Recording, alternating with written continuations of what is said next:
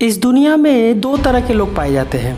पहला वो जो कुछ बड़ा करना चाहते हैं लेकिन उसके लिए जो परिश्रम चाहिए, वो जो कुछ भी कर गुजरने वाला एटीट्यूड चाहिए, वो उनके पास नहीं होता। दूसरा वो लोग जो कुछ बड़ा करने का सपना देखते हैं और उनके सपने इतने बड़े हो जाते हैं कि उसके लिए वे अपनी ज़िंदगी तक दांव पे लगा सकते हैं। अगर आपके सपने में इतना दम नहीं है कि वो रोज़ आपको अलार्म बजने से पहले उठा सके, अगर तुम अपने सपने को पूरा करने के लिए कुछ भी नहीं कर रहे हो, तो इसका मतलब ये है कि वो सिर्फ आपका एक विश है, कोई सपना नहीं है। बहुत सारे लोगों को इस बात का कन्फ्यूज़न रहता है और वो अपने विश को अपना ड्रीम समझ बैठते हैं। एक डेटा के अनुसार इस दुनिया के 80% लोगों के पास केवल विश होता है जिसको वे अपना ड्रीम समझ बैठते हैं तथा उसे पूरा करने के लिए दिन रात उसके बारे में सोचते रहते हैं। तो सबसे पहले ज़रूरी है ये समझना कि जो तुम देख रहे हो, जो तुम सोच रहे हो, वो तुम्हारा सपना है, कोई विश नहीं है। दोनों में कैसे अंतर करें? सिंपल है। अगर वो ड्रीम होगा तो तुम सिर्फ उसके बारे में बैठकर सोचते नहीं रहोगे, बल्कि ये सोचोगे कि जितना समय तुम ये सोचने में बर्बाद कर रहे हो, उतने देर में उसे पाने के लिए कोशिश क्यों ना किया जाए। ड्रीम और विश में एक सबसे कॉमन सा डिफरेंस ये है कि ड्रीम आपके अंदर आग लगा देती है। उसे पूरा करने के लिए जो कुछ करना होता है तुम करोगे, उसके लिए समय का मोहताज नहीं बनोगे। रात के 2 बज रहे हैं फिर भी नींद नहीं आ रही है, सुबह बारिश हो रही है फिर भी सबसे पहले जग कर बैठ गए हो, शाम के 4 बज गए हैं लेकिन अभी तक खाना खाने तक का समय नहीं मिला है। ये जो जुनून है ना, ये इंसान के अंदर तभी आता है जब वो सपने देख रहा हो। ये अंदर की आग केवल ड्रीम्स के लिए आती है, विश के लिए नहीं आती है। तो सबसे पहले काम यही करो, अपने अंदर झांको और पता लगाओ कि जो तुम पाना चाहते हो वो सच में ड्रीम्स है या सिर्फ एक विश। इस बात से कोई फर्क नहीं पड़ता है कि सपना देखते समय तुम्हारी आर्थिक स्थिति कैसी है, तुम्हारी उम्र कितनी है, तुम कुछ करते भी हो या नहीं। फर्क तो इस बात से पड़ता है कि तुम कितना बड़ा सपना देख रहे हो। डेक्स्टर येगर कभी ट्रक ड्राइवर थे, लेकिन उन्होंने सपना देखा था और बाद में करोड़ों डॉलर का एक नेटवर्क मार्केटिंग बिजनेस एमवे बना लिया। उनकी टीम दुनिया भर के 40 से अधिक देशों और 10 लाख से अधिक लोगों में फैली हुई है और ये लगातार बढ़ रही है। देख रहे हो एक ट्रक ड्राइवर का सपना। येगर साहब ने एक बहुत ही पते की बात कही जिसे हर व्यक्ति को याद रखना चाहिए। अगर आपका सपना बड़ा है तो वास्तविकता से कोई फर्क नहीं पड़ता है। अपने सपने को पूरा करने के लिए सबसे पहले ज़रूरी है कि तुम अपने सपने के ऊपर विश्वास रखो।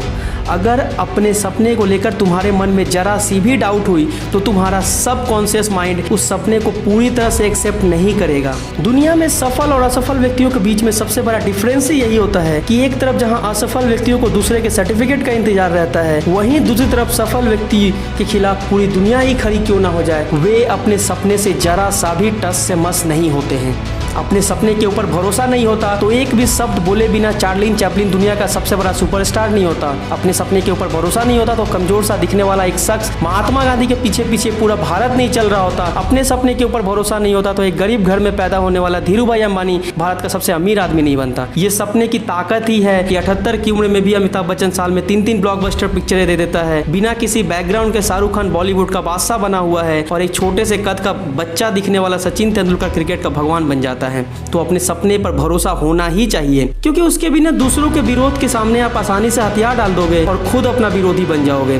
कई बार लोग अपने सपने को साकार करने की कोशिश इसलिए नहीं करते हैं क्योंकि उन्हें फेल हो जाने का डर होता है। उन्हें लगता है कि अगर वे असफल हो जाएंगे तो लोग क्या कहेंगे, उन्हें कितना दुख पहुंचेगा। लेकिन अपने सपने को केवल इस वजह से छोड़ देना कि लोग क्या कहेंगे, ये दुनिया का सबसे मूर्खतापूर्ण कार्य है। असफलता के डर के कारण सफल होने की कोशिश ही ना करना तो वैसा ही हुआ जैसे एक्सीडेंट के डर से घर से बाहर ही ना निकलना। तुम्हें सबसे ज़्यादा डर इस बात का होना चाहिए कि अगर तुमने कोशिश ही नहीं की तो एक बार समय बीत जाने के बाद कितना पछतावा होगा।